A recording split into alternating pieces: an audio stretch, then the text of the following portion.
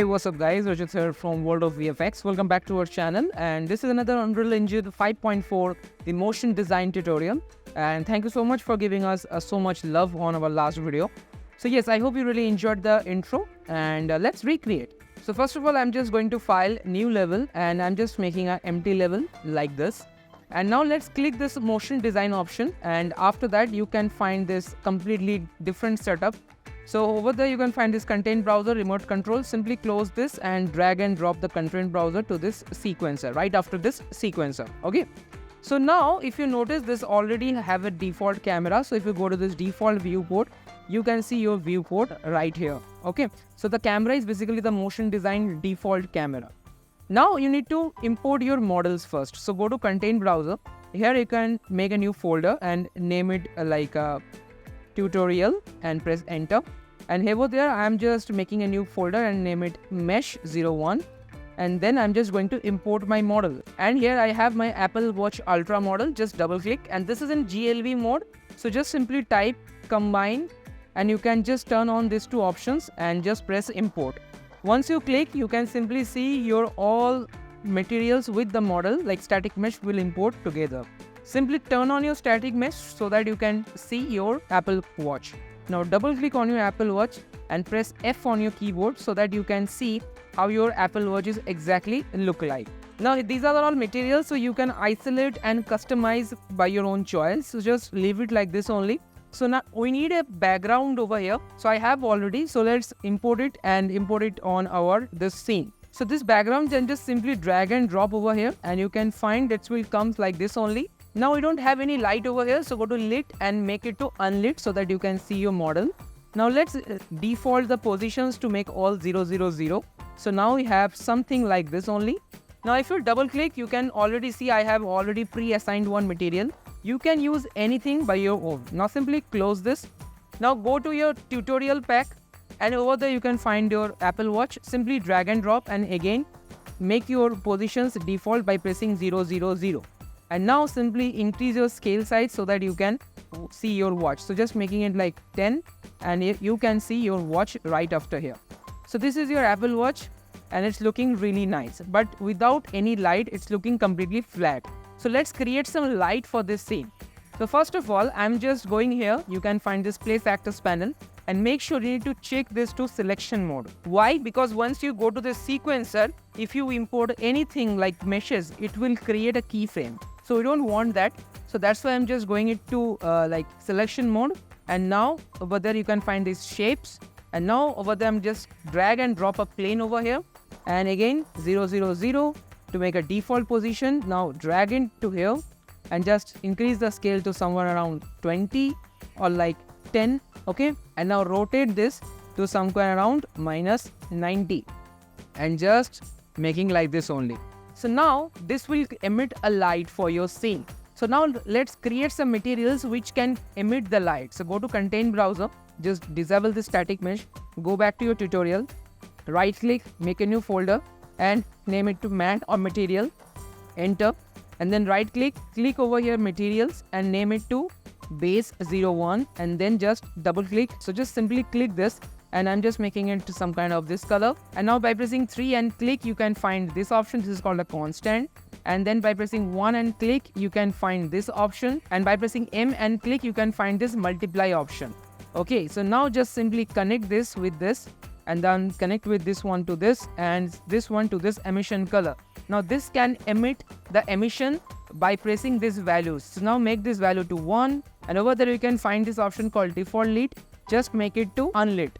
And now you can find this completely black. Simply click this constant and just change the color whatever you want to use. So just make it to purple or green or red, whatever. So here I'm just naming it red, and then just press OK. So now you can see this is a color which can emit the red colors. So now we can use this one for our other purpose. So just right click and make this to convert to parameters, and just name it to color. And after that, simply right click, convert to parameters, and then name it to value. And that's it. You are good to go. So now basically this will be useful for your other materials. Now press apply, and now I'm just making it a save. Now let's close this. Now this is our base material, so right click and just make another material, create material instance, and then just double click and you can find these two values.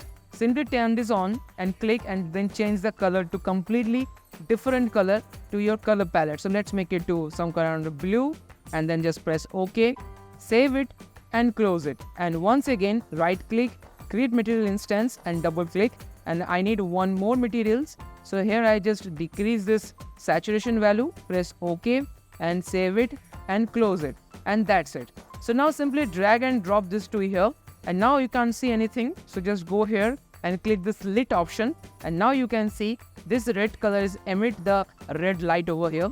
Now simply select this, press Alt and duplicate it. Now you need to rotate this in Z-axis. So let's make it to 180 degree. And here you can find another red material which can emit the red color. So here I'm just drag and drop this blue color to this. Now look at this, it's looking really amazing. Now once again Alt and duplicate, and now you need to rotate it in Y-axis to around 90, and then just we need to scale it up in X-axis. Now simply move it to the top, and for this one I'm using this white material. Simply drag and drop. Now you can see you can emit or you can create your own custom light box.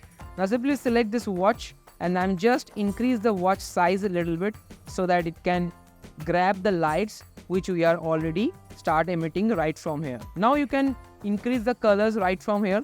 So what you need to do, simply double click and increase the values to like 2, but make sure once you increase the values it will become white. So always keep it like that only. Now simply close this, and here you can find your watch. Now let's add a camera. So for that I'm using this cinematic camera, and here you can see a camera actor. Simply drag and drop this camera over here, and now I'm just making a scene somewhere around here, and select the cine camera actor, right click and snap object to this view, and now you can see this. Now go to perspective and you can use this cine camera actor, and now just place your camera. Now I'm just closing this content browser for a while, and now if you go down you need to select your DSLR, and over there let's change it to 85mm so that you can see some kind of a zoom kind of effect. And now I'm just moving it a bit back, and yeah, that's it. Now simply rotate the watch a little bit so that you can see the entire watch clearly, and here we go. Now let's adjust our focus. To adjust a focus in a good way, also you can use the tracking method. So go to manual and use this tracking option. Go down, you can find this Apple Watch over here. Simply click. So now the Apple Watch is always in focus. Now go down, simply decrease your current aperture to 1.8 so that it will create some kind of a good effect.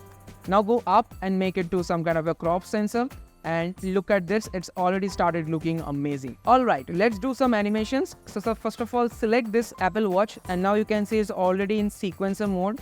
Now you can see this transform option on, already we have one default keyframe over here. So now let's increase our frame range to somewhere around 250, and now just simply drag this to your 250, and now this is our basic viewport. So now what I'll do, just simply select this and rotate our watch to somewhere around here, and make sure you need to add a keyframe. Okay, now simply select the keyframe and move it to somewhere around let's see 80 or 80 number frame. Now I'm just going back over here, select this and move this out of my camera view and just make one keyframe over here. So once you play, the watch will come like this only. Okay, but if you notice the animation is very stiff, like very like robotic and one. So just simply select this too, and you can find this new graph editor over here. Simply select this and you can find this exponential one over here, on also exponential 2 over here. So simply select this one, and now once you play you can see it's like popping up and slow down. Just see, it's looking really amazing. Okay, so now we need to add one rotation also over here. So simply go down, you can find this rotation panel. Over here you can find this roll, pitch and yaw. For this we are using only the yaw value. So in just deleting these two, simply select and delete, and make sure we don't want any scale value as well. So simply select and delete. We have only this yaw value as well over here. So now you can see this is in -30. So once you go back over here like the previous keyframe, just change it to somewhere around minus or like 360. So like normal 360 and make one keyframe. So now once you play, it will comes like this only. Just look at this animation, it's looking really amazing. So what you can do is simply drag this and make it to 250. Now what happened, it will comes like this and it will play something like this. Alright, so now if you notice the animation is not looking that much believable. So what I'll do, I'll just select this 2 and over there you can find this exponential one. This is pretty good. So now simply select this graph editor. So once you select this graph editor, you can find this.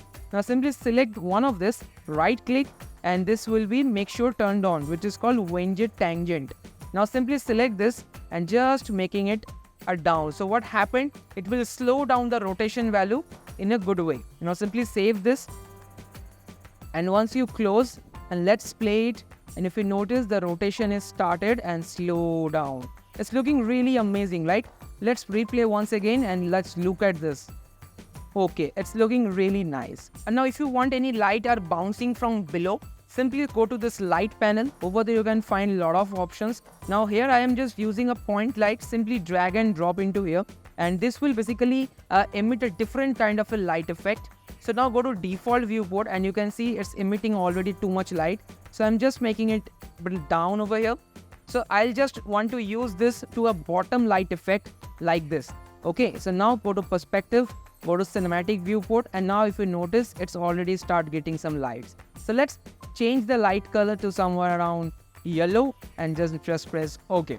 And now you can play with this, and now after that you can render it out. Simply click this render button and you can simply change this one. So now delete this JPEG, make sure anti-aliasing should turn on, make it to 32, turn this on, and make sure it should be fast approximation. Now go to settings, over there make sure you need to turn on your JPEG or PNG, whatever. So I'm just selecting this PNG, and after that make sure the camera should turn on, and make sure this will be frame close and render all cameras, and then just press accept, and over there you can find it all, and then just press render.